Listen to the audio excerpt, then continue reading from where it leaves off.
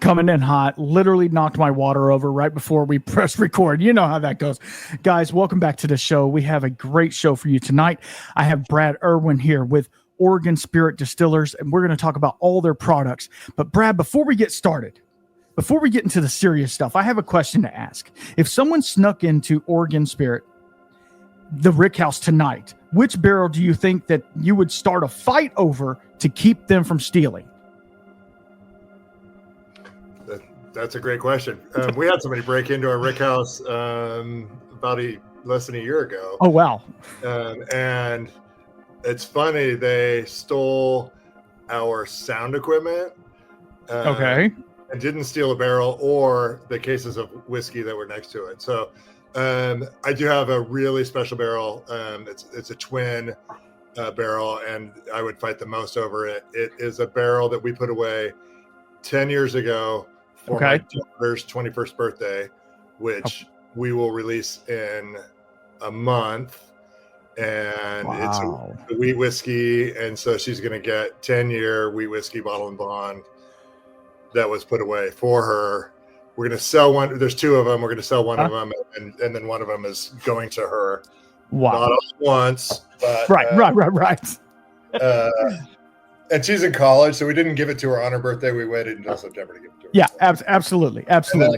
That I would defend with my life. Yep. I as you well should. Okay, so speaking of wheat whiskey, you were gracious enough to send over a couple of samples, aka full bottles. So guys, if you're listening, if you're watching at home, some samples are going to go out to you guys. But we are going to pop open the wheat whiskey, and this is a excellent presentation. This is coming in at 45%. This is a 3-grain mash bill, obviously wheat being the predominant grain, aged 5 years. So tell us a little bit about this one, and then we'll get into your backstory and the distillery's backstory and stuff like that. Yeah, this is the first whiskey that I was most excited to make. 18 years ago when we first started, in my garage, screwing around, not even planning to have a distillery. And what a lot of people don't know about the state of Oregon is we make great grain, like most of it's desert. And people think of it as a very wet state, but really most of it's high desert. And we grow a lot of wheat. It's our number one export. We do a lot of white winter wheat. Most of it goes out of the country. And wheat is wonderful to work with. And so we were really excited to release a wheat whiskey. So this was the first of our 4 mash bills. And we think it's fantastic. And so we lead with that. And people know us for our bourbon, and most of our production is bourbon, and our rye whiskey is fantastic. And I love our wheat. I think it's the best thing we do. It's got complexity. It shows off the barrel because the grain is so gentle. I love working with wheat versus corn or rye. Right. Yeah, I think I really like it. And are you using full-size barrels? Yep. We started in 2009 in production, and we used some smaller barrels for the first year, and it became apparent really quickly that we needed to go to a full size. And we, at the time, Kelvin Cooperage, I don't know if you know those guys. Oh yeah. Great humans. And they were great humans back then. And in 2009, 2010, they were just starting with their new barrels. And we just got connected really early on. And so in 2010, we switched from 30 gallons to 53s, and they've made every barrel that we've produced since then. Wow. That's awesome. Because a lot of people will even start in like 5-gallon barrels. So like, your liquid to wood ratio is a lot more. And then there's some distilleries that still to this day use 15s and 25s. And so starting with the 30, you're almost there to begin with. So that's really cool that you did that. Now I will tell the listeners at home and you as well that on the nose, this is bright. It's I don't want to say shiny because that gives it a negative connotation, but it almost has an effervescence to it, and it's really nice. And I'm getting some and it might just be me tonight. I did have some tacos earlier, so maybe that's impeding my tasting. But it's almost giving me a little citrus on the taste, and it's really, really nice. It's really refreshing, I would say. And the proof point is right there. I'm guessing that you do have, higher strength, like cast strength offerings of this as well. We also do a bottle and bond. In our main line, you find this at 90, which I think is a wonderful proof point forward, because you are able to find all of that. And then we do a single barrel bottle and bond as well. And then occasionally you'll find casks through our tasting room, but not in the market. Okay. Yeah. All right. Cool. So if you could sum up you guys' distilling philosophy in one sentence, what would it be, and how does it show up in the whiskey? We believe in several things very strongly, and one of them is Oregon agriculture is beautiful and important, and it is one of our greatest resources, and we are going to lean in that. And then everything that we do, we try and do excellently. And we really look for excellence. And if we can't find it, then we probably are not going to do it. There are times when we do things the hard way and then try and figure out the best way to do it. But we really are, from cleaning to working with suppliers to compliance to grain. We really want to surround ourselves with excellence. And it's amazing if you don't do that, how quickly your product can be affected. And so that's something that we live by. Yeah. Awesome. And because people are going to get tired of me saying this, but the terroir of whiskey is a thing, like different regionalities of whiskey, and especially with American spirits, because, in case you guys didn't know, bourbon doesn't have to be made in Kentucky. It can be made in any part of the United States. So it's one of those things, like finding some from Oregon, finding some from even California, which is just a little lower, or Minnesota or wherever. Like, it's so cool to find the different regionalities and see the terroir that you guys are bringing into it. And it's just really cool. And it's fascinating to me as the whiskey nerd, the geeky guy over here. We could talk about mash bills and stuff like that if you want, but like, to me, it's all about the products you're putting into it, taking the most care with the grains that are going into it, having the best tasting filtered water that you can, using a really nice yeast. All of the things it's going to make a good product no matter what. Even if you're a so-so distiller, it's still going to make a pretty good product. So and that's really to be said for not only you guys, but the craft industry in general, just trying to go back to basics and be like, okay, these are the things we have to work with. Let's do it the best way we can. And what's the most important resource? It's water. That's water. The one thing you can't move. I want to be close to the grain, and the grain in Oregon is fantastic. And let's talk about that in a minute. Yeah. But the one thing that you cannot move is water. And if you are not drinking water out of the tap where you live, that's probably not where you want your whiskey to be produced. Right, absolutely. Or they've got an expensive machine that's, reverse osmosis or something like that. Yeah. Water is such a critical part, and it's the thing. It was one of the things we're most proud of in Oregon. I mean, it's like glacier water, right? It comes off the Three Sisters. It goes with Three Mountains, right? That we can see from our our windows, and then it goes through a lava flow and picks up some minerality into the reservoir, and then it's just such a critical important part of it. And it's amazing, you could take the same resources and go to another place that has great water but different, and you're going to have it, your whiskey is going to be great. It's going to be great here, it's going to be great there, but it'll still be different based on great water. And then if it has bad water, then you're just going to have bad whiskey. Yeah. Well, because not to talk about another distillery, but there's a distillery in San Antonio, Texas, called Devil's River, and they actually trek water from the Devil's River to their facility, and then of course they clean it up, because obviously river water has bacteria and stuff like that. So they then cleaned it up, because the water in San Antonio has a lot of chlorine and all this different chemicals and stuff in it, and they don't want that in the final product, obviously, because I don't know if you guys know this, but a lot of that stuff not always, but will distill through the product. Is that correct? Am I right? Absolutely. It's a yeast nutrient. Like yeast needs some of the minerality anyway. You don't want just that, and so that affects it.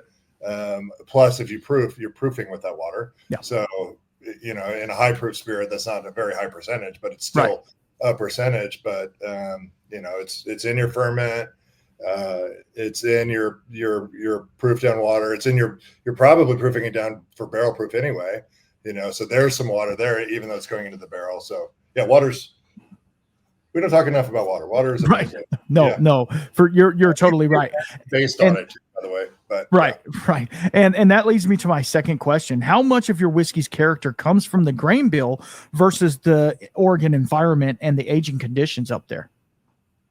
That is a great question and certainly debatable. But one of the things that I really feel strongly in all American whiskeys, so bourbon, American wheat, American rye, American malt, is that we really want that grain to show through also. Mm-hmm. So one of the reasons that we do a lot of we don't shy away from high proof. We're about to release a cast strength, and we occasionally do it. You see a lot of our products at bottle and bond strength, and part of that is because we want you to be able to taste those grain flavor profiles. Right.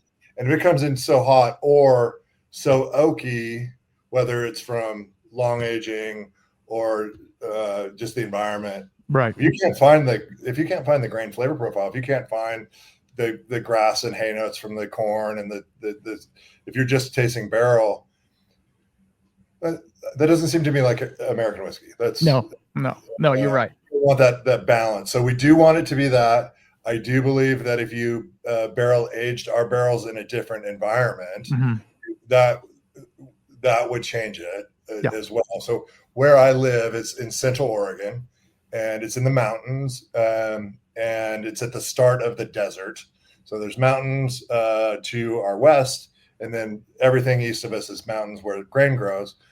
And we're at almost 3,000 feet, so not really high elevation, but it's a desert and dry climate. Mm-hmm. I think you said it was 90 degrees there today, mm-hmm. in your studio today. Yeah. We'll see, our summers will hit 100, mm-hmm. But we have a lot of 80s in the summers. But it snows here.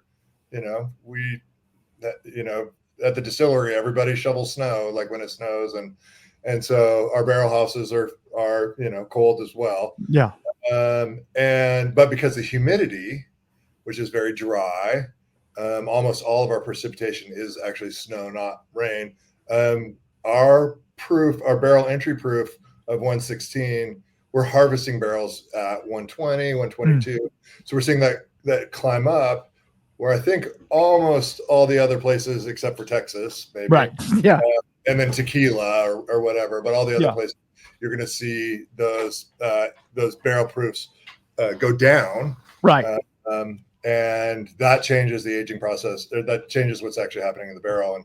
And I do think it's influenced by it. And I think if you age my barrels in a different part of the country, it would be different. I don't think we're too hot. Like I do think that in the 4, 5, 6, 7 year cycle, we aren't losing too much Angel share. So I don't feel like we're rushed. Right. We're probably 15 degrees warmer year round than Kentucky or Tennessee. Okay. But we're not, 110, 115 degrees. Right. So, yeah, I do think that our environment does have a small but noticeable a part of the overall flavor, and so do 1,000 other things, from the grain to us dumping it, and we look for excellence in every step of those 1,000 ways. Absolutely. So do you feel that Oregon is developing its own whiskey identity the way that like Kentucky or Scotland would do? And if That's so, great. what kind of defines that? You know what I mean? What do you think defines like an Oregon spirit? That's pretty. No pun intended. No, not at all. Yeah, we did that on purpose, by the way, 15 years ago. It's funny. I was president of the Oregon Distillers Guild for a long time, and there are some other great Oregon whiskey makers, and we believe in all of them, and they are There's a lot of innovation here. And I really reached out and was hoping that we could come onto a more of a consensus and kind of team up as a marketing team to really lean into a certain style. And what I found from that is there's a lot of originality and a lot of people who want to do their own thing in Oregon. And we have a lot of the Oregon and the Pacific Northwest has a long history, as you know, of beer, right? I live in Bend. Deschutes Brewery was here in the 86 or something like that. 10 barrel, like there's a lot of beer. And so there's a lot of brewing, and a lot of those brewers came out and they really like malt whiskeys. And we do a little bit of malt, but I came from not from beer, from distilling. And so I was trained in more traditional, both European whiskey and American whiskey distillation, not brewing beer and then distilling it. So what we see in Oregon is a lot of malted barley whiskey, which is awesome. And I do a little bit of it, but that's not what Oregon Spirit, what we're known for. And so I am one of the only one of the Oregon distilleries that is making bourbon in the mass market. Okay. There's a lot more. There's a few people doing wheat. Stein is a fantastic brewery outside of distillery in Joseph, Oregon. Man, their stuff is cool. And he does a wheat whiskey. He does do a bourbon and a rye. So you see a lot of that. You do see quite a bit of rye as well in Oregon. Right. It's because it goes so well here. Rye, a cold climate crop. It really likes snow in the winter, and so you do see quite a bit of that. But that's we awesome. haven't really developed our own style. You know what? Oregon has its own. That is our style. That's our brand. Is that Oregon? We just like to make good whiskey, and nobody's going to follow anybody else's rules to it. So, well, okay. So I'm going to backtrack here, and I'm going to ask you the personal question of what made you get into distilling and whiskey and stuff. I know you guys do other spirits as well, and I have your little pamphlet that says all the different spirits that you guys make, and we can talk about those at the end because obviously this is a whiskey show. We want to talk about whiskey, but I want to promote the entire brand. I want everybody to know that, hey, we make a tequila or a vodka, well, not agave spirit, sorry, a vodka or whatever, because not everybody's into whiskey, but maybe they're, listening when they're significant others in the car or whatever. So, it's one of those things. So I appreciate that. Our gin is fantastic, but we really are a whiskey distillery also. Awesome. We dedicate 330 days of production to whiskey, and then sometimes we work on Saturdays and make great other products. But so this was not my first career, and but I've always lived in Central Oregon. And whenever I was in between jobs, my backup career is bartender. Wish I was a plumber, because then I would always be employed, but I was not. I was always a bartender. And so if I needed a job, it was like, oh, I guess I'm a bartender again. And as I got older, being funny didn't help and being handsome didn't help. The only thing that could really help that I had was spirit knowledge. Yeah. And so this was back in, so maybe 2003, 2004. Okay. And so it didn't take a lot of spirit knowledge back then to be the smartest guy in the room. Yeah. And especially the conversation around whiskey was really, did you know the difference between blends and Maker's Mark? And that if you did, you are so smart. And and I was pretty good at cocktail. I have a pretty decent palate, and I'm quick enough that I can hustle behind a bar as well. Right. But I really did get interested in mash bills, and I really wanted to understand. And the thing that was the most fascinating, Randall, and I think you'll appreciate this, is two guys in the room both have a preference in whiskey, and they will argue about whatever, pick your brand, whatever it is. And you, as the mediator, probably couldn't find fault with either one of their arguments. You would taste it and you go, oh, yeah, well, yeah, I noticed. Yeah, that's really smooth, or that's, I really like the caramel, or yes, and whether it's whatever brand it is, even within the American whiskey realm, even bourbon, they're different. and there's not one that's better. And I relate this a lot to if you had that same argument about black licorice. If you had two guys and one guy's like, this is my black licorice brand, this is my black licorice brand, I think you would taste it and you and I could judge it and go, well, sorry, buddy, but the one with the kangaroo is the best and you're wrong. But with whiskey, you can't say that. You just, and that's what fascinated me about it, you know, and so I really wanted to understand mash bills, and I knew a little bit about beer. I mean, I'm in a beer town, and there's a lot of breweries we can talk about hops and malt and stuff like that. But mash bills seem to be a lot more interesting. And I did not intend to open a distillery. My daughter was really young. I was working at night. My wife was working during the day.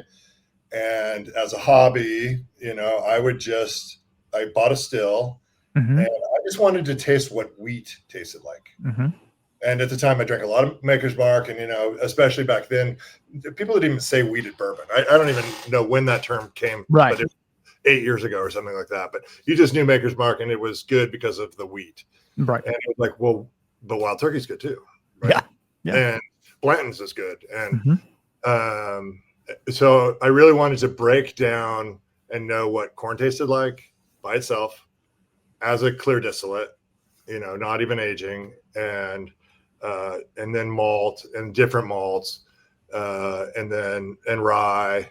And then I learned a lot more about rye. At the time I was a huge Maker's Mark fan, and I really like the brand. It's great. But I just in trying to understand that and understand what those mash bills and how they were different. And, you know, at the time, Oregon didn't have a distilling community because there was no place to go. Right. And 2005, like this wasn't part of the conversation. And so I was just screwing around in my garage. And, you know, if you distill every day, you make a lot more than you can ever drink. And not that I didn't try, but so I kept all my friends happy, and I loved the craft of it. I loved the science of it. I don't have a ton of science background, but I'm pretty good at figuring stuff out. Right. And it was really neat.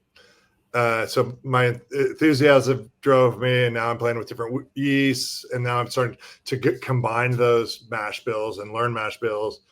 And at the time I had sold a business, and I had a little bit. I didn't have a lot of money, but I didn't have to work right away. I had the opportunity to stay at home. And my wife and I looked around, and again, we're in this beer town, Deschutes and all these other breweries. There's 30 breweries within 30 miles. Oh, wow. And we're like, why is there 0 distilleries?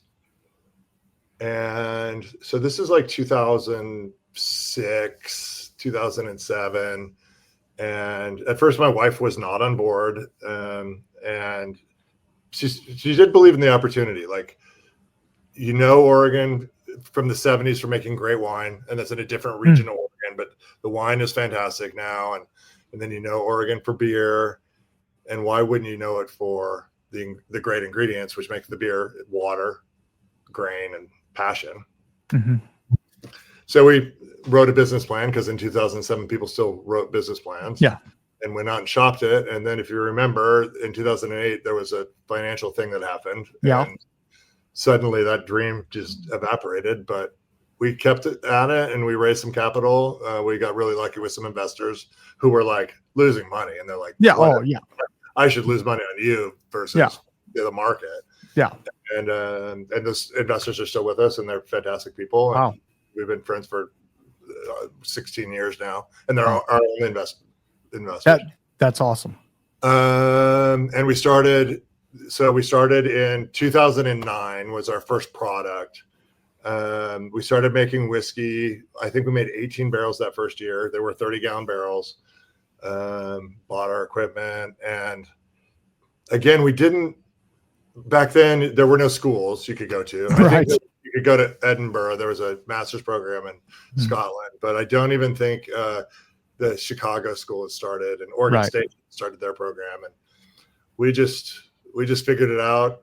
Started reaching out to, there's some other distilleries in Oregon at the time that they were a couple years older than us, not much. The only only one. And I listened to a couple of shows of yours with the guys from Clear Creek. Yes. Yeah. Caitlin is amazing. Oh, love her. Love her. Yeah. And they were the only one who'd been around for a while. Yeah. And she wasn't with them then. Steve. Right. Steve. Yeah. You know, they were helpful. But at the time, Oregon I was the 11th distillery in Oregon at the time. And I thought I was late to the table. Mm-hmm. I was like, well, I guess Oregon can handle 11. And in case you're wondering, I think there's 65 right now. Oh, wow. Okay. Yeah. 2 years ago, there was more licenses in Oregon than Kentucky. We've lost a couple in Oregon, and I think Kentucky's gained some. I don't think that's true. Right. Anyway, so we were the 11th in Oregon, and I got really lucky on a few things along the way. Like some stuff I should have known, I figured out. I didn't realize how important it was to know how to drive a forklift. Yes, absolutely. Like the connection store where you buy the industrial fittings, and nobody tells you that's even exists. Mm-hmm. And the internet was different in 2009. Oh, absolutely, yeah. And I can remember our first pallet of vodka we sent to the state of Oregon, and we bought bottles, we made vodka, we figured out how to fill it up, and we loaded it in the truck, and the truck driver just shook his head, and he took it. He's like, "I'm coming back tomorrow. I'm going to show you how to stack a pallet," because we just didn't. You just figure it out, right? But these are also things that like if you're not told or you don't learn how to do them, you just like we did it, but like there's more efficient and better and easier to where it's not going to break, it's not going to fall over. Like you just kind of need to know those things, and it's cool that people in the community are like, hey, let me show you how to do that. I do this for a living. Let me help you out. Yeah, and you're like, that seems really easy. Okay, I get it. I know what the pallet check's for. I get it now. I should buy one. Makes sense now. Yeah, we did get lucky, and there's a lot of hard things in distilling, and there's a lot of things that are hard if you don't know how to do them, and then once you figure them out, you're like, oh, okay, okay, it's that. Yeah. So. Okay, so I want to move over to your bourbon now, and we were talking about mash bills and stuff like that. Now, this is a 4-grain bourbon aged 4 years, and this one's coming in at 47% alcohol, 97 proof. So I'm going to get into this and tell us a little bit. Obviously, bourbon. 94 on that. Yeah. Tell us a little bit about this one, and we'll go. From there. Back to my early days when we're building mash bills, and I had built the wheat whiskey first. Just really believed in wheat whiskey. It's a number one Oregon product, agricultural product, and I really wanted it. And some of my bartender friends at the time thought I was a little bit crazy in 2009 to really be leaning into wheat whiskey. And they're like, you should do bourbon. And so we saved a couple barrels because I think we did 18 that year. And I had played around with different mash bills, and I really wanted a 4-grain mash bill. I really like rye, and I really like the rye finish. I really also wanted to include wheat because it's our number one agriculture, even though it's only got 9% in the mash bill. And it really does a great job helping the barley make the transition from corn to rye. Right? If you have corn and rye in your mash bill, if you only have those two flavor profiles, you get a big front in corn, some sweetness, you get a rest, and then the rye comes through. Right. And what I found is that with both wheat and malted barley, it really helps keep that bridge between those two in the mouthfeel still interesting. It brings some complexity. And so I really wanted them both there. And we played around with percentages a lot and different mash bills and 11% wheat and blah, blah, blah. And I can remember, and we had all these 1-gallon jugs of different Clear Spirit. We haven't aged it yet. And we're still and I can remember my wife coming to me and she said, you have to pick one. You cannot keep, at some point you have to put it in barrel, and it's either going to be great or really good or awesome or not, but you have to you can't just screw around all day. Absolutely. It was probably the best advice that I ever had, because I do sometimes have a tendency to overthink things. And so we settled on this mash bill, and it has it's 66% corn, which is a pretty standard corn, and it's 18% rye. And at the time, people didn't say high rye. That was not a part of the conversation. Right. I don't know who made that up. I get it now. Yeah. But it's awesome. But we probably would have put the extra 2% in if we would have known that we were going to talk about it that way. Right. And then we just equal parts malted barley and wheat, and it takes a lot of faith to, right when you start out, especially if you've never distilled it before, to put something in a barrel. And now absolutely. You just know, right? Yep. And later, so now 16 years later, I know that if you put good spirit into a good barrel, it's pretty likely it's going to be good. You could there's some things you could do to ruin it along the way, but again, try be excellent in it and make sure you don't over oak it, and you'll be fine. Right. And so I'm really, and we haven't changed the mash bill since. It's, wow. 16 years. We've talked to our suppliers with different enzymes and whatnot, and we came back to the same mash bill that we did 16 years ago, even though we tripled the size of our vessels. Oh, I'm sure. But yeah, and we're really happy with it. And we've done some weeded bourbons for other people, and I think they're great. And I think other people's mash bills are great. And again, there's a lot of great whiskeys out there, and we just are happy to be part of the conversation. And so I'm really pleased with it. I do think, and I'd mentioned before that I used to be, as a younger person, a big Maker's Mark fan. And if I was in an airport right now, I probably could finish a glass of Maker's Mark if I had to. But one of the things I really did want for my bartending days is to have that rye content in there. Right. Because I really wanted it to participate in a cocktail. And I know most people are probably drinking a neat, or maybe they're putting a cube in it. But at the same time, we really wanted something that if you do want to make an old fashioned, or a bourbon Manhattan, or whatever, even a bourbon mule, you need to have the rye in there. Otherwise, it's a whiskey cocktail that falls. Yeah. Which absolutely. And we wanted to deliver. And in the very early days, we always said we wanted to make whiskey that participated in the cocktail. Yeah. And I will tell you, just taking one little sip of it, I get the wheat component of it, I get that it gives it almost like I don't want to say smoothness, but it kind of like knocks the edge off of some of it. And it just gives you, like you're saying, you have your corn sweetness up front, and then you have that rye on the back end. It just kind of bridges that gap a little bit, and gives you this really nice, it just kind of melds both of those together and gives you some really cool, almost, I don't want to say chocolatey, but if it was chocolate, it'd be very light milk chocolatey notes in there. And it's really coming across nice. And the proof point is right on, like you're saying, making a cocktail out of this or something like that. I feel like it would stand up really well.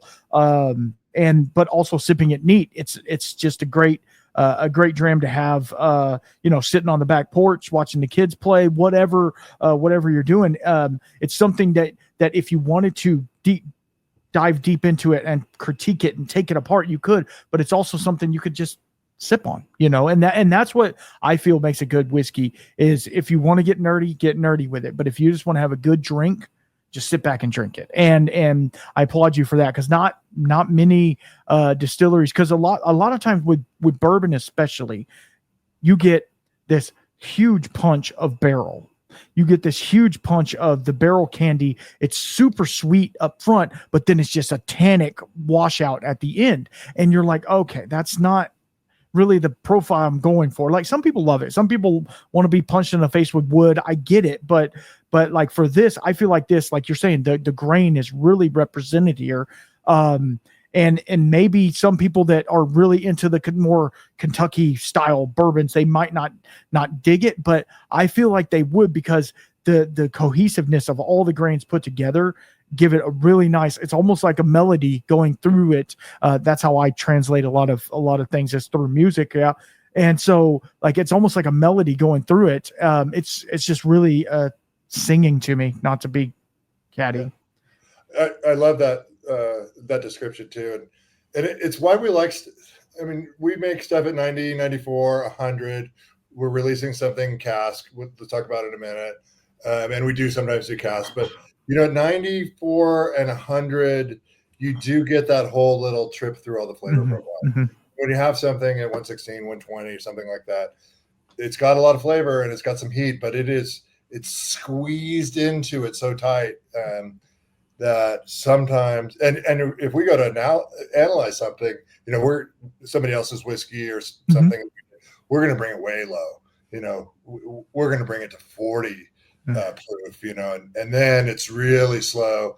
And yes, it's got a lot of water in it, but you can find those notes. And so that's why we like stuff at 100. I really like 94, and then our bottom bond series is just, you can find all those notes. Each of the grains has a place and a reason. And I like music.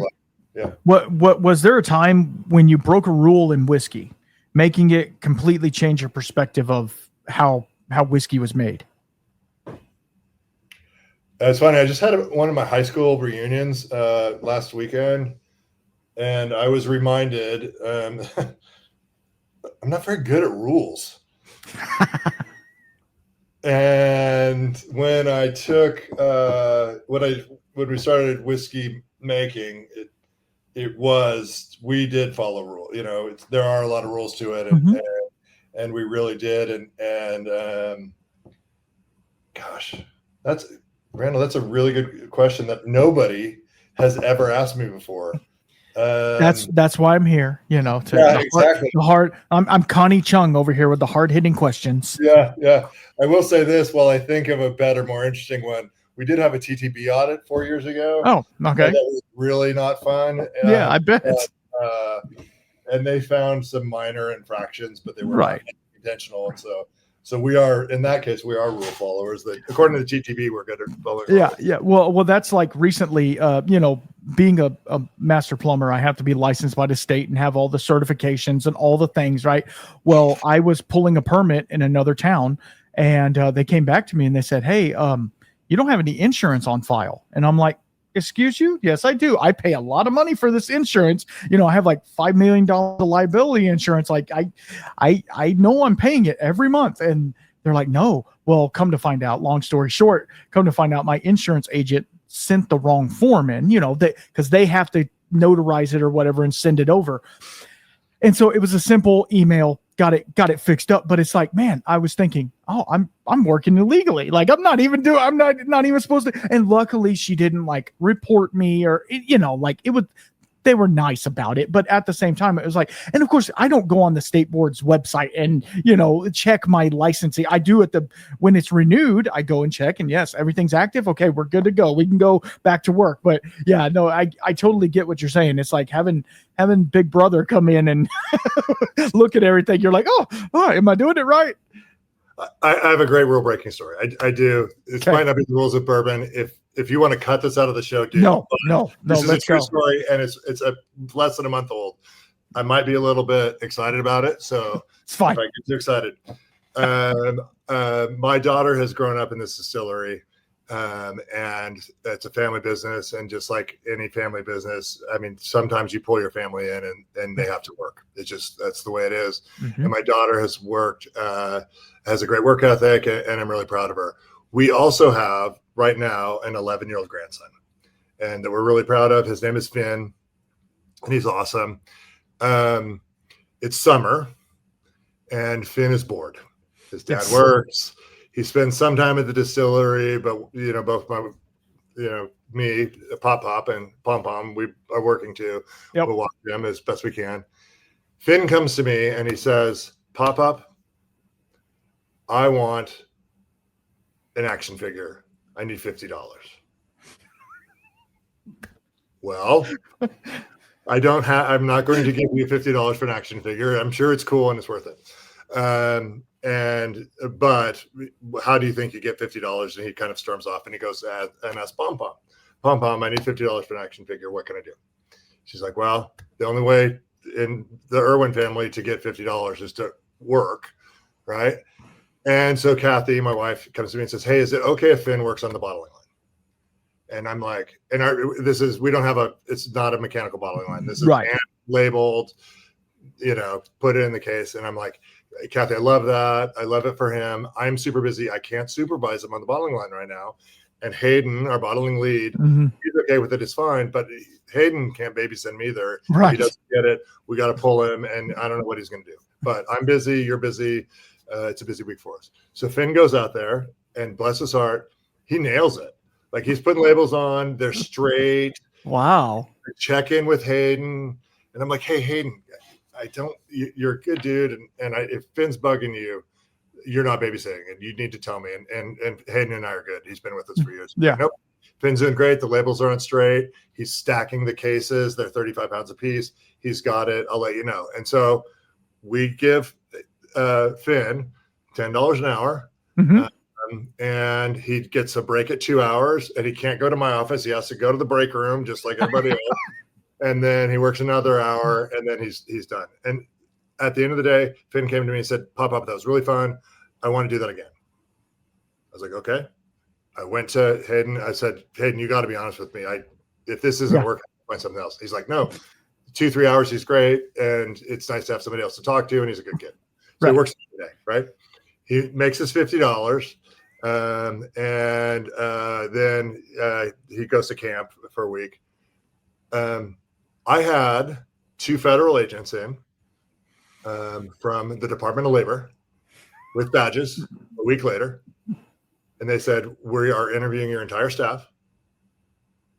And we've dealt with some state people, but we've never federal. I'm like, I'm like, "Can I see your badge? I don't even know how to know if it's real."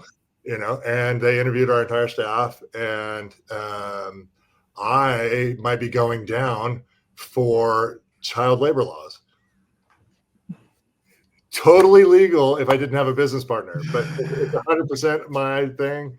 So it's still out. I'm hoping that by the time this airs that they've cleared me of that. Yeah, rule. I paid my grandson to work on the bottling line.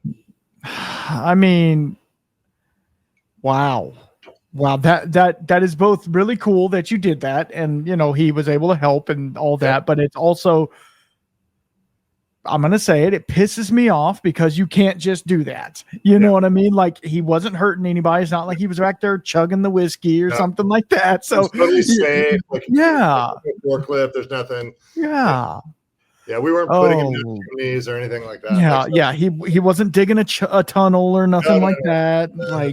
So anyway, I guess I break rules every once in a while. Yeah, well, it happens. It happens. And I will, hopefully by the time this airs, I will, in the very bottom of the description, see if you were in jail or not. Yeah, great. I appreciate that. I think it's just going to be a fat fine. Oh, well, I don't want either one of those, but at the same time, but that's, I think that's a lot of things. So it's only because you have investor, right? If it was all family, just family owned, it would have been totally fine. Yeah. Oh my gosh. And not to pry too hard into it. What was it, a tip or? It was.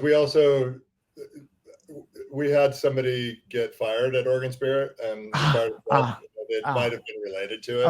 Okay. And we wish him the best of luck. Right. Yeah. Okay. So I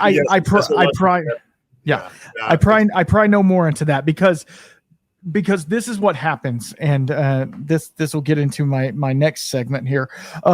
It's really hard to find good help, for one, and it's hard to find people that you can trust, investors or whoever it's going to be. Because if you're trying to make a brand, whatever that said brand is, it doesn't matter if you're a whiskey podcast guy or if you're a whiskey distillery, you still have to have people.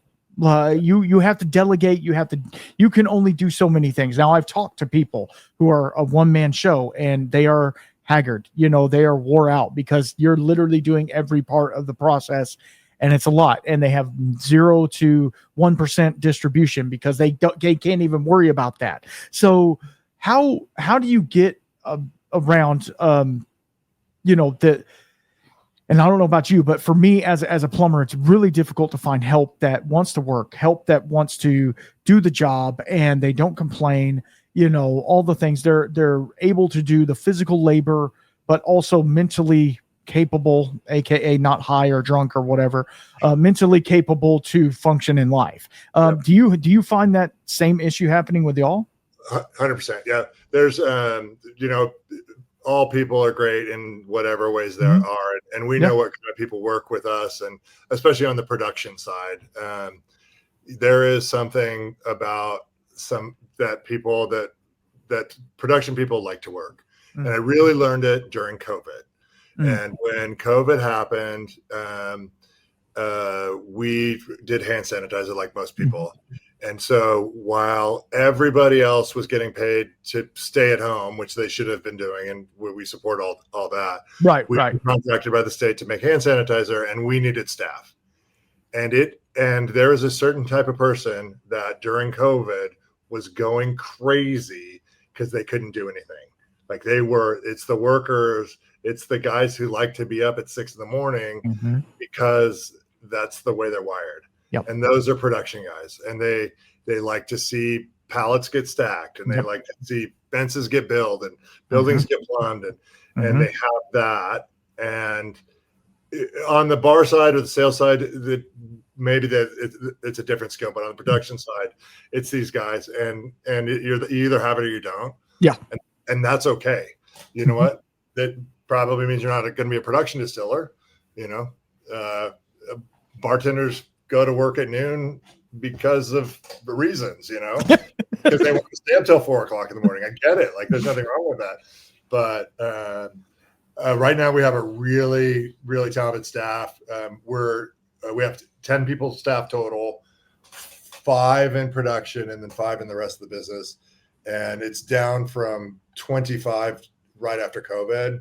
And so we're a pretty tight ship. But I'm really proud of the staff that we have.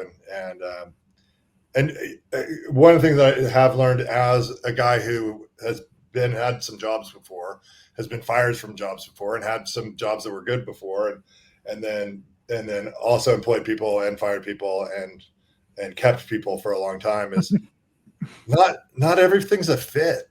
No. You might be a good forklift driver and, have the thing, and just sometimes it's just not a fit, and then sometimes it just really is a fit, and it's important to see that, and I'm really proud of all the people that we've had working here over the years, and some of them we just are happy to be part of their story, and whether they're here a year or 6 years or whatever, they're part of our story and we're part of their story, and that's probably the most important thing out of any business. Work is half your life, and you better like it.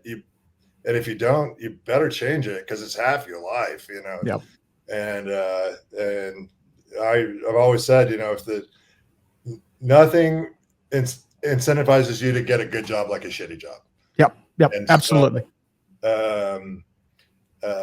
So yeah, I'm really proud of our staff, and we've got a great hardworking crew, and they're smart, and they don't mind work, and they don't mind getting dirty, and the job just gets done, and everybody here knows the job just gets done. Nobody's like, well, that's not my job. And that, if you're that way at a small crew, an 8 or 10 person team, if you're like, yeah, but that doesn't fit into my job description. With 8 people, they're going to, even if I'm not mad at you, they are. So, Yep. So, yeah. With 8 people on the crew, you're both head distiller and janitor at the same time. Absolutely. I'll never ask somebody to do something that I haven't done before. Absolutely. And Absolutely. Once a year I do it just to make sure that they know I can mop a floor too. And you have to lead by example. Exactly. So let's do a scenario here. Imagine somebody walks into your distillery and says, I hate whiskey. What are you pouring them to change their mind? Probably limoncello, and then because we do make some limoncello, and I might have to make some snap calls there. Do do they want to like whiskey and they just hate it? In which case, I'm probably going to reach for the wheat whiskey. Like if I like whiskey, I'm gonna reach for wheat. It's the softest of the three. It's approachable, but it does have nuance. It's certainly not boring. Like it's got nice complexity. It's a 90 proof. It's not going to burn your face off. And we do get a lot of spouses, right? Yeah. Like one really likes whiskey and they're dragging along the other spouse. The other, he's a beer guy, you know? Right. You know, I make a joke about whiskey being what beer wants to be when it grows up, and absolutely he still doesn't laugh. And I'm like, okay, if you don't laugh at that, you get the limoncello. Yeah, exactly. Exactly. I'll make you a Mai Tai. Be quiet. Exactly. Oh, and then we do have a full bar here, and so it is really helpful to be able to reach out and go, okay, you don't like whiskey, and you know we're on a podcast and you're drinking neat, and we're right. Word out on the all this neat, but I mean a lot of it's in a cocktail. Yeah. My daughter's this way. I told you she just turned 21, and she's grown up in a whiskey distillery, and she really likes vodka. And she's really good. If you came in, and she's bartending right now as we speak, if you came in and asked her, she'll tell you all the the nuances, the wheat and bottle and blah blah blah blah blah blah. Yeah. But she's going to go out tonight, and she's going to get a vodka lemonade. That's okay too. Like that's okay. You know what? if that's what your jam is. That's okay too. So absolutely, that's I'm funny. Not here to make anybody like anything that they don't like. Yep. I'll give you the education, and you want the talking points. Let's talk about Scotch and Irish whiskey and American whiskey. Yeah. Give it to you all, but I'm not. Sometimes that education is enough to like, oh, I get it. So it's sweet on the front and has caramel notes, and that's from the wood. And maybe once they see some complexity, once it's not just fire in their face. Yeah. Or if I bring the proof down. Okay, I know you don't like whiskey because your wife or your husband drinks it at cask strength. Hey, let's put some soda water on it. Like let's just bring it down. Is it interesting now? No. Okay. Well, do you like gin? So there are so many great spirits in the world. Like I hope each and every person finds what it is that they love, and I hope that they give me a shot at it. But if they don't like whiskey, then I'm not going to change their mind. Like I've tried. I have a sister who's a few years younger than I am, and she just doesn't like whiskey. Right. And she drinks vodka, and I really want her to like gin, like that. Right. That's kind of close. Isn't that a fancy cocktail? I'm like, yeah. Come on. Have a fancy gin cocktail. Don't. Vodka tonic, come on. Yeah. She's my sister, so I can lean into it a little bit harder. Yeah. I send her 3 bottles of whiskey every Christmas.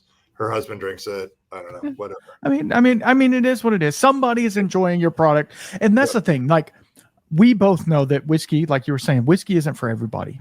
But there's something out there for you. And you know what? Even if it's not, and I know this goes against both of us are trying to get at, but even if it's not partaking, that's cool too. We still want you there. We can make a mean mocktail too. So, so if you could make whiskey anywhere in the world except Oregon, where would it be and what would you make? It doesn't have to be whiskey. I would make rum. Rum. I love that. What type of rum? Rum agricole? Well, now I'm going to look at a map, and I'm probably going to pick my location based on where I want to live. And then I'm going to put the rum to what does it. But we've made some rum in the past, and we learned really quickly why it's so important to move the distillery to the agriculture. Absolutely. To the distillery. And I love sunshine and I love beaches. And who doesn't? I would love to have flip-flops instead of boots. And I think I own a pair of flip-flops, but so I would, I would find a place with a beautiful beach next to a sugarcane field that has a byproduct that is probably free. And I would find the house and the town, and I would base it, then maybe it's agricole, maybe it's, whatever. Yeah. Sugar cane or sugar beets or whatever. I feel like we're going to Jamaica. I feel like that would be a fun place to hang out. Yeah. Or, we could go to Barbados or something like that as well. But yeah, no, I have a buddy who's really into rum, and he sent me some really cool rum samples, and they are just as complex and have nuances just like whiskey. They get weird. They get funky. They get like blue cheese. I mean, which I drink peated scotches and stuff, so I'm not afraid of no weird flavors. But yeah, no, it's really interesting. So one of the things, and this is the last one that we're going to dip into. I was really excited. I've been on a rye whiskey kick lately. I don't know what it is. Probably because I've had some distilleries on that have done some amazing rye whiskeys, and it's just really kind of opened my palate to rye and what the rye whiskey can bring. And so I know you're not going to disappoint. I haven't opened it yet, but tell us a little bit about this rye whiskey and why we saved it for last. Great question. So rye was our second whiskey that we made. I love Sazeracs. Anyway, it's a cocktail, and I did 20 years ago. And so I knew I wanted to make rye whiskey. Rye is a great grain in Oregon. It likes snow. Like we could do winter rye. So it's planted in the fall. It grows a little bit. It snows on top of it, and then it finishes out in the spring. It's why it's winter. And Oregon, like rye doesn't really grow all that well. I think it much further south than where we are. And I love the flavor profile. It is now and was back then probably the most, or at least slightly esoteric for American whiskey, right? It's a little bit weird, and not everybody likes rye. Like that's okay. It's like, again, black licorice. It's almost divides the population in two parts. You either really like rye or you don't like rye, and that's. I'm also not going to convince you to like rye. If you don't like it, you're not going to like it. Right. And what I love about rye, even more than bourbon, is when rye participates in a cocktail, it participates. It does. The rye Manhattan is one of the best things in the world, and then the Sazerac is incredible, and so back to just the cocktail aspect of it, of the whiskey, I think rye is fantastic. So this particular bottling is 4 years old, and on the side, the other one said 3 grain, 4 grain. This says single grain straight American rye. So is this only rye in there? That is only rye. Yep. That is, now are you and you don't have to tell me if you can't, but are you malting some of that rye, or is it just the rye? It's just rye. Rye. We experimented really early on with malted rye, and I think you can get it now. 15 years ago, you had to contract somebody at least in the Northwest, and it just didn't make any sense. And so that is, and rye is the most difficult grain for us to get. Yeah. And so we contracted out, and 2 weeks ago, we went to a town in Northeast Oregon for a concert. Saw Riley Green. It was awesome. Yeah. It was awesome. And on the way back, we stopped at our farmer's spot, and he lives in the middle of nowhere. Like I've lived in Oregon almost my whole life, and I've never heard of it. Ione. Oh, wow. I don't know. I've never heard of it. He's like, I live outside Ione. I'm like, I don't know. But my phone knew where it was. I was with my daughter and my wife and her friend, my daughter's friend. It's 40 miles down a dirt road. We went there, coming back from the concert. We sat on this guy's front deck. His wife made iced tea and lemonade and brownies and cookies, which is awesome. You can have both. Like I thought you had to have one. But, yeah, one or the other. But yeah, we're having both. Cool. And we looked out on his 65-acre that he grew just for us, and his farm is quite a bit bigger. It's he's the 4th generation on this farm. So his great grandfather homesteaded it. He's mostly a wheat guy. He grows wheat, but and the only way you can get rye is if you contract it out. I mean, you can buy some of it occasionally, but it runs out. Right. So he harvests. I just got photos yesterday of him harvesting it. It was a couple weeks ago. It was still in the field, and we get it in 2 weeks, and It's awesome. We use a Hazlitt variety. Grows really well on our elevation. okay. It has a nice starch content. It has nice mint flavor profiles. It has nice spice, eucalyptus flavor profiles that you expect from rye, and we're really proud of it, and we lean into all those flavor profiles. At 4 years, we start to. I think that we're when you taste it at like 2 and 3 years, you get a lot of pepper flavor profiles, and at the 4-year mark, you can still find some pepper, but those peppers seem to they kind of evolve into more nut. Like I think you can find the pepper, but I don't know if is it hazelnut or there's kind of that nut flavor towards the end. Yeah, there is. It's a bit nutty. Yep. And I remember I was sitting in what's that guy's name? A great distiller, and he's the head distiller of Castle and Key.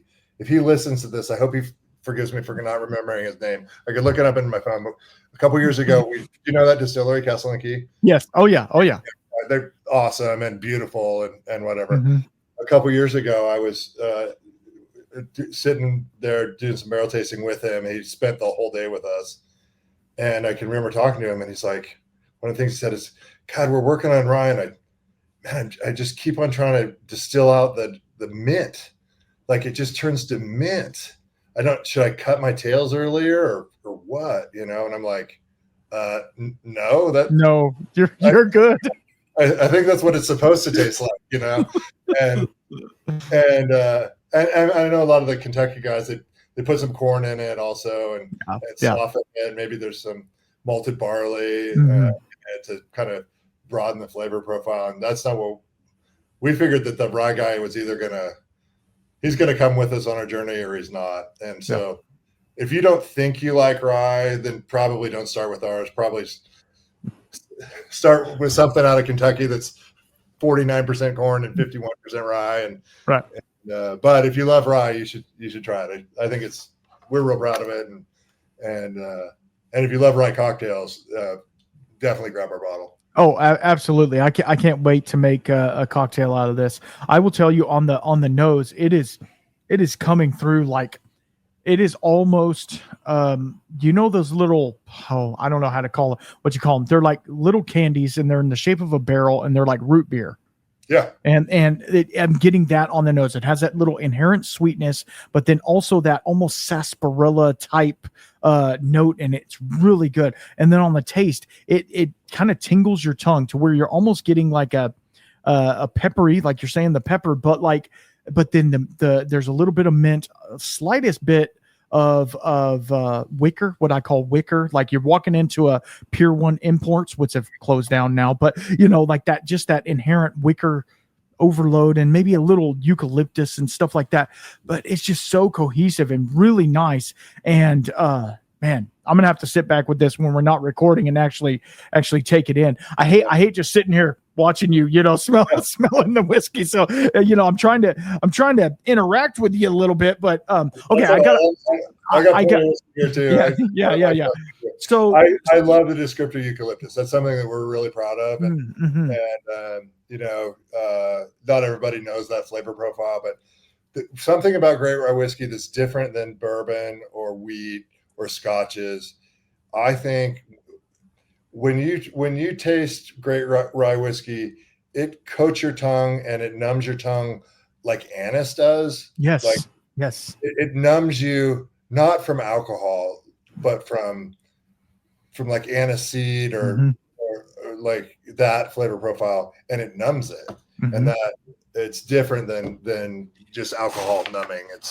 It really intrigues me because like sometimes with rye whiskeys, I've said it almost gets that antiseptic, which is the same type of thing where like it's almost a numbing or a like sometimes if it has a lot of mint, it'll be like menthol, where it's like almost like a heating up and then a cooling off of your tongue, which is so cool that one singular grain can do all of that. I've done a lot of deep dives on different stuff, and one of my next deep dives is going to be on Pennsylvania style rye whiskey, and just deep diving into that and kind of understanding how they made rye whiskey and Monongahela and all the different types of rye whiskey that they're doing. But it's just so cool how everybody is doing rye whiskey, and they are all inherently different, and they are all inherently so cool and just doing a different thing. So that leads me to my next question, which I feel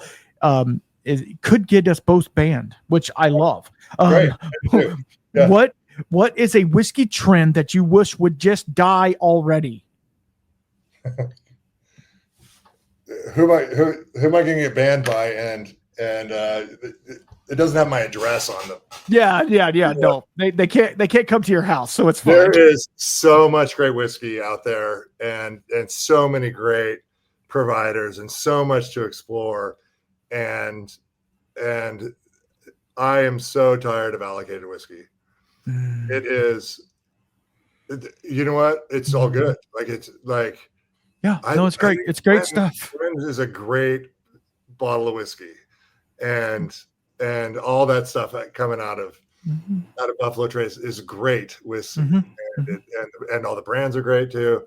And I can't tell you how many times I've sat in a Total Wine doing a tasting with some great whiskey next to another distiller who also makes a great whiskey, and watch people march in and won't even try my whiskey because it's not out of the same 46,000 gallons a day come out of the still.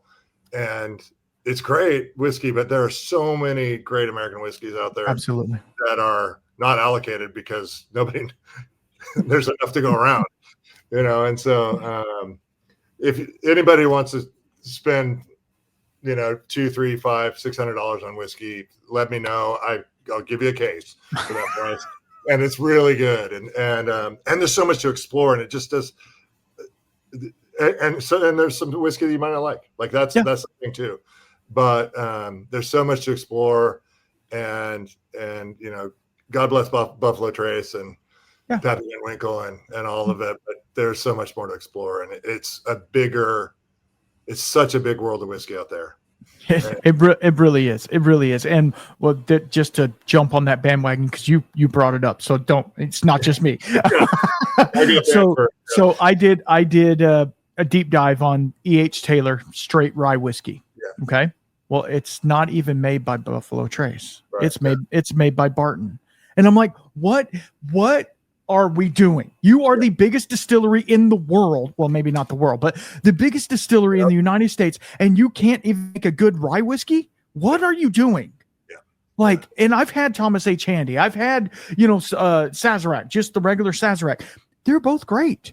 Yeah. Why are you sourcing a whiskey, putting a label on it and selling it for $500 saying, "Hey, here you go." That's what gets me. And that's why I love because I know Buffalo Trace is never going to come on my show. I actually reached out to them like a dummy. I know they're never going to come on my show. And that's why I love supporting guys like yourself. And I'm not even going to call you guys small, because you guys are in the store. You can find your product. And we're going to talk about that here in a minute. You can find your product and you guys have been in the game for a minute. So you know about distribution and trying to get into these markets, but yet you're still doing what you did back in the day. And and I think if more of these, and you see it with what they call legacy brands, right? You see it with the legacy brands like Claremont Steep. They're trying to make a single malt. You see these people are doing like their one-offs that are sherry finished or this or that. And I'm like, yeah, but you might be a little too late to the game. I'm sorry. You might be a little too late, because the craft guys are kicking your butt. I'm sorry, they are. All of these craft guys that are doing amazing thing in American single malt and bourbon and rye whiskey and wheat whiskey and whatever, I'm putting myself in that category, but we just are steamrolling this because we already have that niche fan base that loves and buys every bottle that we release and all of those things, where yes, Buffalo Trace just has to say, "Hey, here's Blanton's 2.0. We put it in a 300 milliliter bottle this time, and the Horsey's going backwards or whatever, and people will buy it. I know they will, but it's so cool to see you craft guys just, and I hate to say it like this, just staying in your lane, keep doing what you're doing, and you can't worry about what they're doing because they're going to be fine. Don't worry. They're going to be fine. And if we as partakers gave a little bit more to the craft industry, which I promote 100%. If we gave a little bit more to the craft industry, we would see that there's so much more flavor out there than a 5149 rye whiskey. I'm sorry. Or a 95.5 rye whiskey. Like there's so much more out there, so much more complexity and nuance and difference in each bottle. And the more I do this podcast, the more I understand that. And the more I see how you guys are making completely different things, but they all tell a story, and they tell the story of your brand. And that to me is super cool. Yeah. And I'm done. It's a lot easier when you're small to experiment and get a result that's either good or bad. Yeah. A lot of these guys, we don't do a lot of barrel finishing, right? Because we don't have any extra whiskey. It sells so quickly that we don't get that opportunity. But sometimes we do a little bit. But a lot of guys have the opportunity to put in a wine barrel or a straight casker and just do one off, and it's either great or it's not great. And if you are Buffalo Trace or somebody big, you can't just do a one-off barrel and find out what happens. Right. What's a Buffalo Trace experiment? Like 2,000 barrels or something like that. Yeah. I mean, yeah, they have their, even their single barrels that they call single barrels. They don't even have a barrel number on them. So is it a single barrel or is it a batch of single barrels that had the same? I don't know. Anyway, don't get me started. You're getting me started. Now we're going to. Okay. I got 2 more questions. Here we go. Okay, if you had to make a whiskey inspired by completely non-whiskey things, aka a song, food, a place, what would be your muse?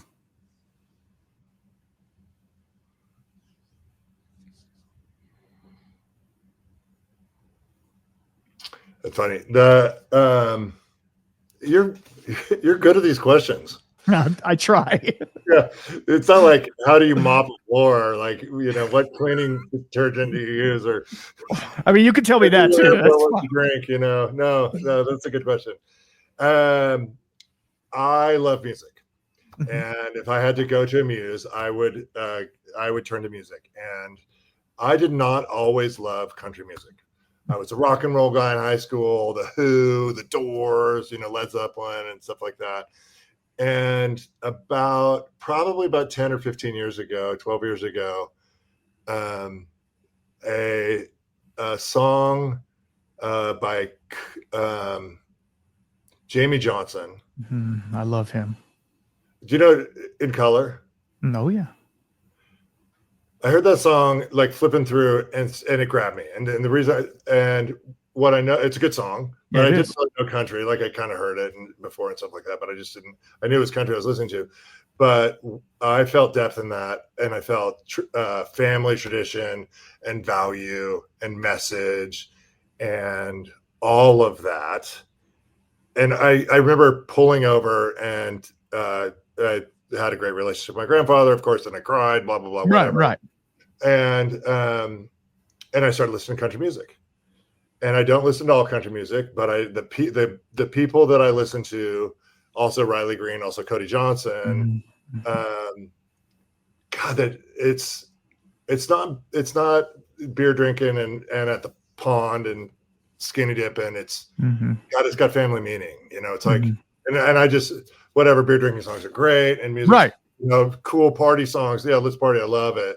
But the songs that really inspire me are the ones that talk about family and have some depth in it and really pull your heartstrings. And I bet it takes a guy a year to come up with one song, but that's it.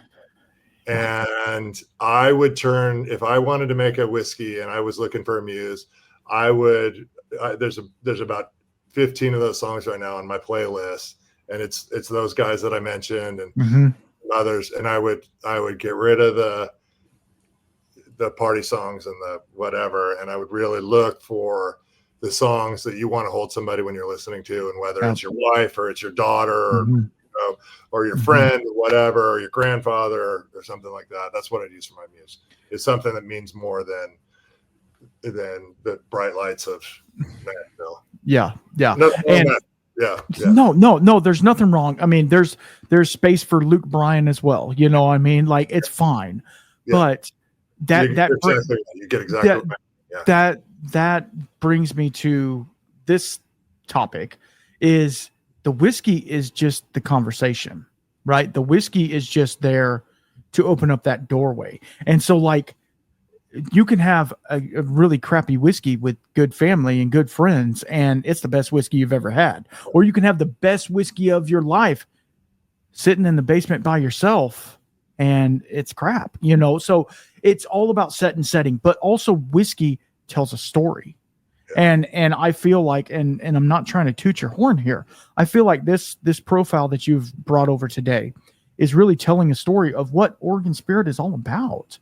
You know, and you guys don't shy away from the, I'm going to say the word, graininess of the whiskey. You want that to be present, but yet you also bring an approachableness with it, with the lower proof, and also with it's just really mellow, and it's really cohesive in the way, you know, it'll stand up to a cocktail, but yet you can drink it neat, and it's not punching you in the face, but yet there's so much complexity and flavor in there that you're able to pull it apart as well. But that also tells a story of what your guys love, your passion for what you're doing.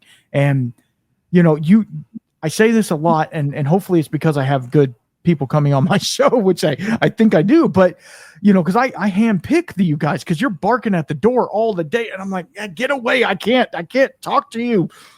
Jim Beam, go. Anyway, what I'm trying to say is, like, you guys really know what you're doing. You stay in that lane, and you produce a product that really shows through.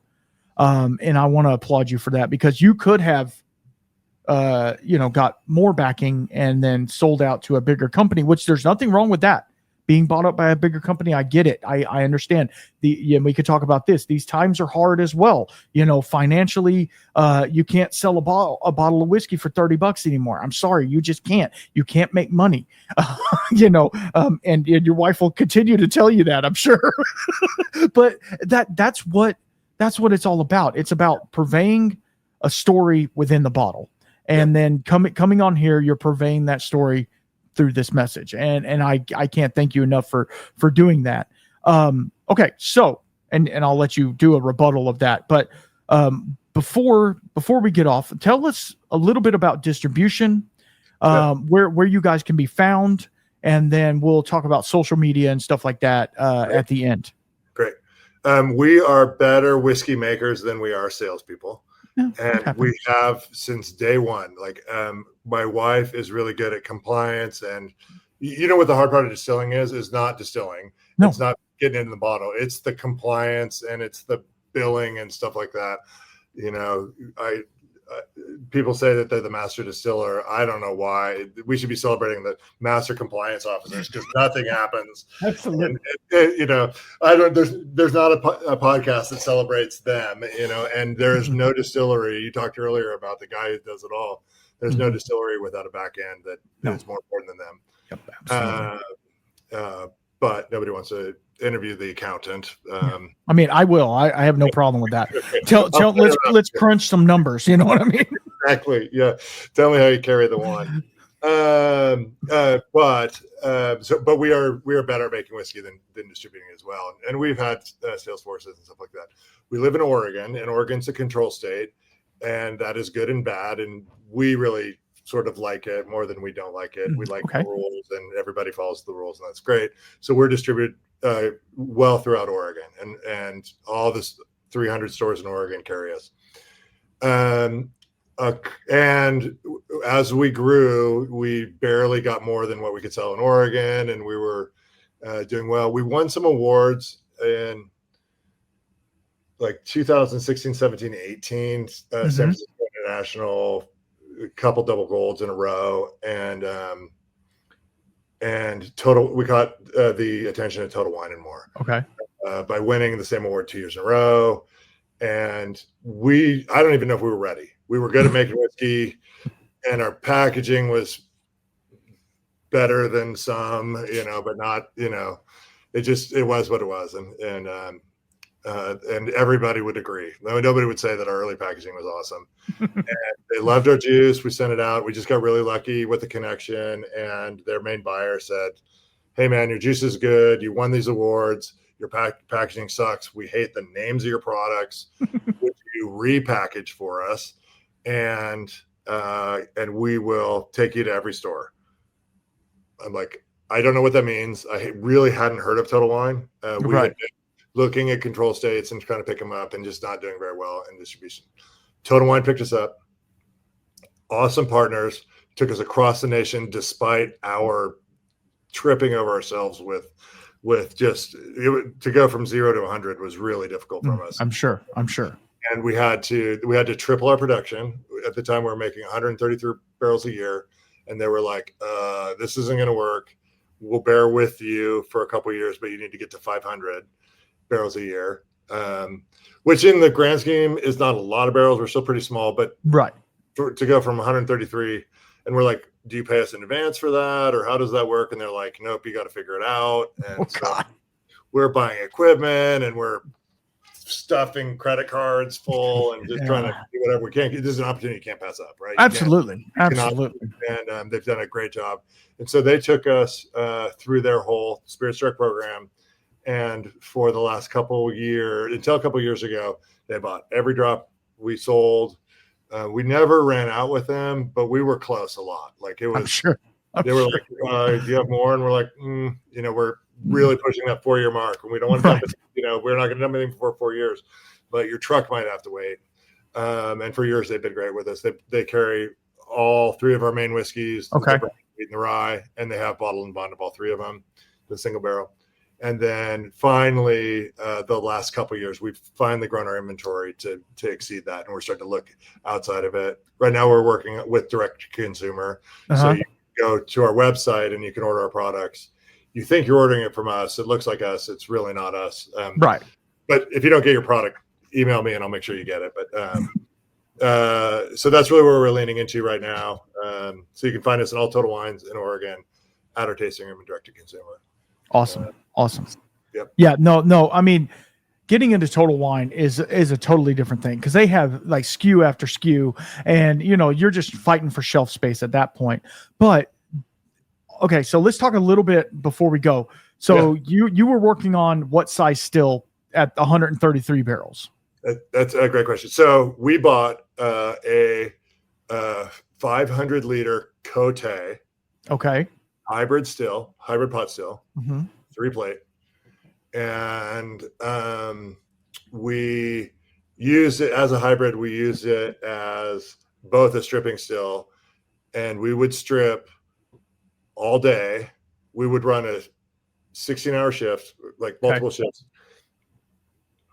We would do 3 strips, and then we would take the low wines from that strip, reset the plates, and we'd do a spirit run. And we did that for years. And we ran 2 shifts, and I worked the mornings, and I turned it over at 4:00, and then Michael May would come in and he'd work 4 to midnight. And it's what you did if you want to fill. That's how you do it. And that got us past the 133 barrels. But then when we knew we had to go to 500, we invested in equipment, and we bought a stripping still from Affordable Distilling, and it's a great piece of equipment for a stripping still. Right. And went to 3,000 liter ferments, new mash tun, 3,000 liters, so 800 gallons.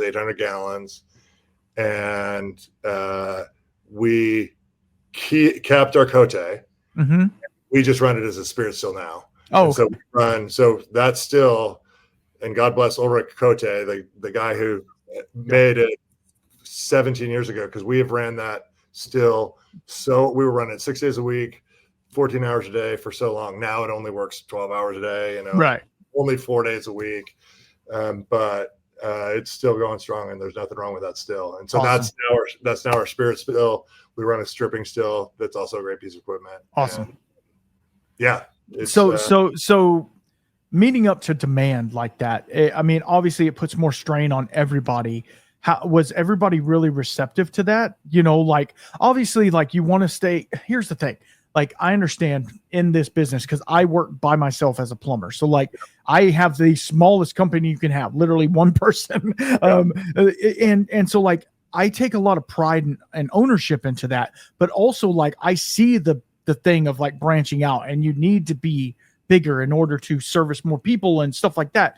What was there any pushback with yourself or spouses or whatever that like, hey, we have to do this thing? And obviously it's a huge monetary thing up front, but like we know that in the long run it's going to make the business better. But was there any pushback with that at all? Yeah, there's it got uncomfortable for a lot of people. And I had a very close friend who was our head distiller for a number of years. And when we moved to this new facility and bought new equipment, the job became harder and different. Yeah. And harder in different ways and easier in other ways. And it didn't fit him. You know, he didn't like more people around, and he ended up leaving. Yeah. And that sometimes happens, you know, and then, you know, you try and rise people up, and sometimes they don't love that. And sometimes, that happens. But again, back to what we talked about earlier, you know, it's at the end of the day, the job's got to get done. And as long as everybody, you know, hey, we got 500 barrels of whiskey to make this year, and some of it is going to be fun, you know, and some of it might not be, you know, there's going to be some messes to clean up, and the forklift's going to break, and it's going to be down for a week. And, you know, that's going to change things. And we're small enough that, you know, we do have 2 forklifts, but now, you know, now we're sharing a forklift, and it's going to affect you, and or whatever it is, you know, it's just, you know, and so the team that we have is agile enough, and you know, we still fix stuff. Yeah. You know, oh, absolutely. Sit down and you fix them, and if you can't fix it, you figure out how you're going to get it transferred. But you know, there's not always a backup pump. So growth is tough. This is the 5th or 6th year that we've done 500 barrels. Okay. So our production, you know, we pushed and pushed, and it was hard and hard and hard. And then we're like, oh, okay.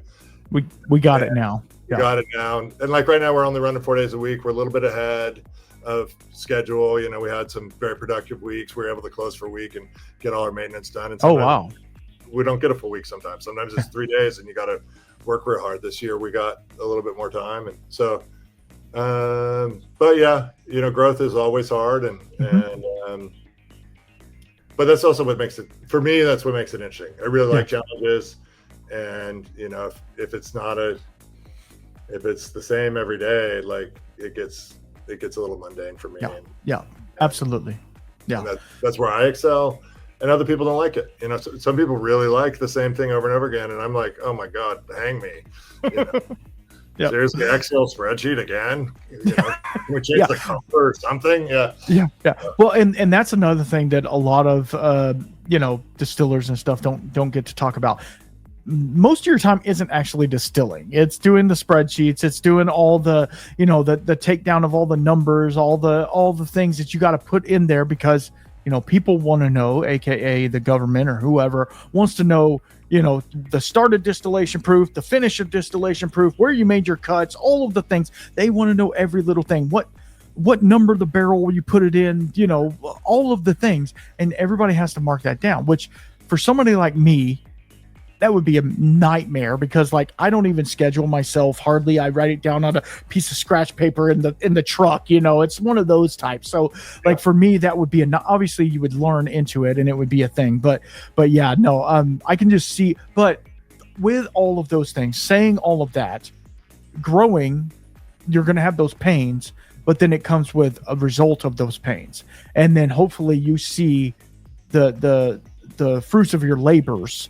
And obviously, as long as the product, which I know it hasn't, because you said this has been going on for a number of years, as long as the product that's in the glass doesn't change from what you had originally intended it to be. Now it can change for the better. That's one thing. But like if it changes, you know, because when you're going to more of a market, you want to make sure what a lot of whiskey people want is they want that consistency. I want this bottle to, which I know we haven't even talked about that. Different barrels make different whiskey. I mean, it's just a thing. But like, they want to know that if I pick up this bourbon, it's going to taste like the bourbon I picked up the last time I picked it up. Now, there's going to be some variance, obviously, because it is a batch system. So you're not going to get exactly what, and that's even with Jack Daniels and Jim Beam. Like, 2 bottles might not be exactly the same. But as long as you're able to create that profile and create what you guys intended to create, man, kudos to you for being able to do that and just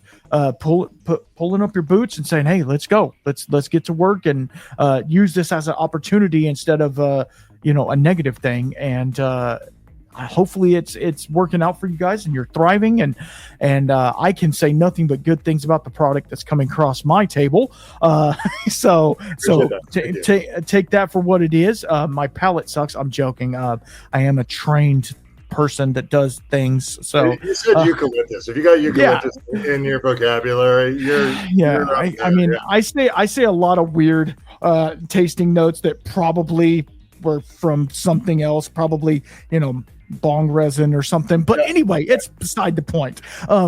Anyway, Brad, I can't thank you enough for hanging out with us tonight. This has been a lot of fun. I feel like we could talk for another hour, but at the same time, I don't want to waste your time. I know you got to still to run. No, you got to go home and hang out with the family. But at the same time, is there any social media that you guys, I'm guessing it's Oregon Spirits everywhere? Oregon Spirit Distillers, Facebook and Instagram are both really active. And, all right. And you can find us there. And I'm still answering the DM sometimes. We have some help on it, but I'm like, oh, that's a good one. I want to answer that one. If you ask about the mash bill, I try and answer from my personal account too, because that's what still excites me is talking to people. If you want to know what story you can find it in, you might get Eli's answer to that. But if you want another one, then absolutely I'm happy to do it. I'm still there. So yes. Well, and that's one of the cool things. Like a lot of the people that I talk to, like the boss is still in charge and still taking, it doesn't get outsourced to somebody else. And then they just come on for the 5 minutes and then they're gone again. But I appreciate you so much for hanging out with us. It has been a blast.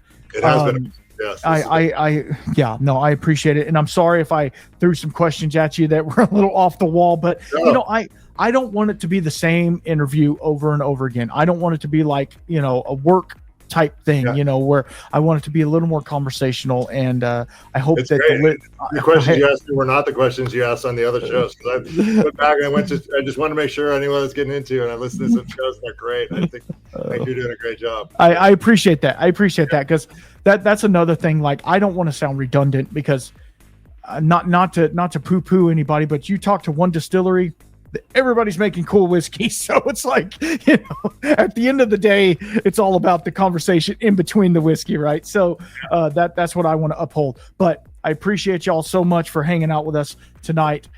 Y'all be good. Make sure you drink water. It's hot outside. Please drink water. And until next time, keep your spirits up. Peace out. All you have to decide is what to do with the time that is given to you. You won't get to choose how long you're here. You won't know how many sunrises you have left. You don't get to rewind, pause, or skip the hard chapters. All you get is now.